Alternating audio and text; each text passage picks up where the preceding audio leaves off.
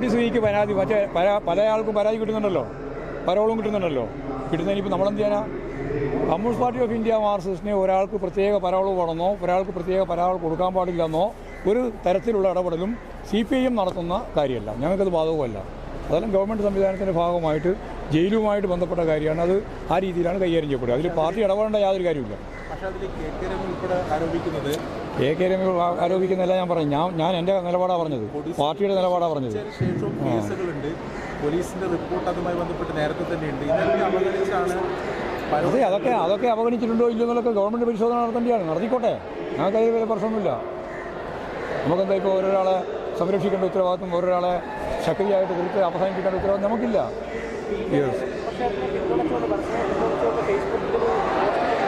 ഓ ആയിക്കോട്ടെ. അതൊരു മഹാപരാധമല്ല. ഞാനിപ്പോൾ അപരാധമൊന്നും പറഞ്ഞിട്ടില്ല, മഹാപരാധമൊന്നും പറഞ്ഞിട്ടില്ല, അല്ലാന്നും പറഞ്ഞിട്ടില്ല. അല്ല, പാർട്ടിയുടെ നിലപാടാണ് ഞാൻ പറഞ്ഞല്ലോ. നമുക്കതിനകത്ത് ഇടപെടേണ്ട കാര്യമില്ല. അത് അപരാധമൊന്നും പറയുന്നില്ല, മഹാപരാധമൊന്നും പറയുന്നില്ല, ഒന്നും അതിനെപ്പറ്റി ഇപ്പോൾ കമൻറ്റിൻ്റെ മുമ്പിൽ നമ്മളില്ല. കാരണം കൃത്യമായിട്ട് നിലപാട് സ്വീകരിച്ചു പോകും. അത് ജയിലധികൃതരും ഗവൺമെൻറ്റും ഒക്കെ ചേർന്ന് നടത്തേണ്ടുന്ന കാര്യമാണ്. പരോളിൻ്റെ ഭാഗമായിട്ട് കിട്ടേണ്ടുന്ന കാര്യമാണ്. പരോളെല്ലാം തടവുകാരൻ്റെ അവകാശമാണ്. അത് ഏതെങ്കിലും രീതിയിൽ ഇല്ലായ്മ ചെയ്യേണ്ട കാര്യമൊന്നുമില്ല. അത്രയേ ഉള്ളൂ കാര്യം. പക്ഷേ ഈ കൊലപാതക കേസിലെ ശിക്ഷിക്കപ്പെട്ട ഒരു പ്രതിയുടെ വീട്ടിൽ ഗൃഹപ്രവേശനത്തിൽ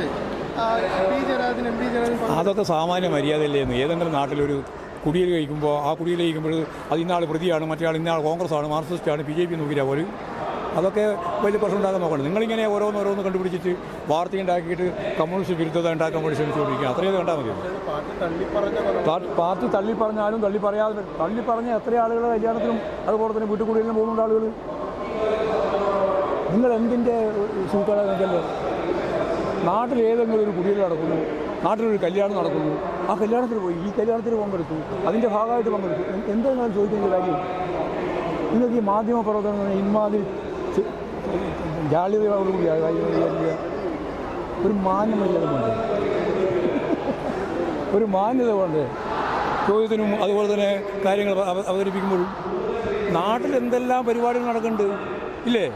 ആ നടക്കുന്ന പരിപാടികളെല്ലാം സൗകര്യത്തിനനുസരിച്ച് ആളുകൾ പങ്കെടുക്കുന്നുണ്ട്, പങ്കെടുക്കാതിരിക്കുകയും ചെയ്യുന്നുണ്ട്. അങ്ങനെ പങ്കെടുക്കുന്നതിൻ്റെ ഭാഗമായിട്ട് ആരെങ്കിലും കുറ്റപ്പെടുത്താൻ പറ്റുമോ? ഒരു പരിപാടി പങ്കെടുത്ത് ഒരാൾ കൊലക്കേസ് പ്രതിയായിപ്പോയി, ആ പ്രതിയുടെ വീട്ടുകുടിയലിന് എല്ലാ കുടുംബങ്ങളെല്ലാം കൂടി ചേർന്നല്ലേ ആ കുടിയലിന് പങ്കെടുത്തു പോയി. അത് എന്തായി മഹാപരാധം? നിങ്ങൾ അങ്ങനെയാണ് കൈകാര്യം ചെയ്യുന്നത്. പോസിറ്റീവായി ചിന്തിക്കണം. ഞാനിപ്പോൾ അവിടെ പറഞ്ഞില്ല, എല്ലാം നെഗറ്റീവല്ല, എല്ലാം പോസിറ്റീവായി ചിന്തിക്കണം. എങ്കിൽ മാത്രമേ മനുഷ്യന് ജീവിച്ചു മുന്നോട്ട് പോകാൻ പറ്റൂ.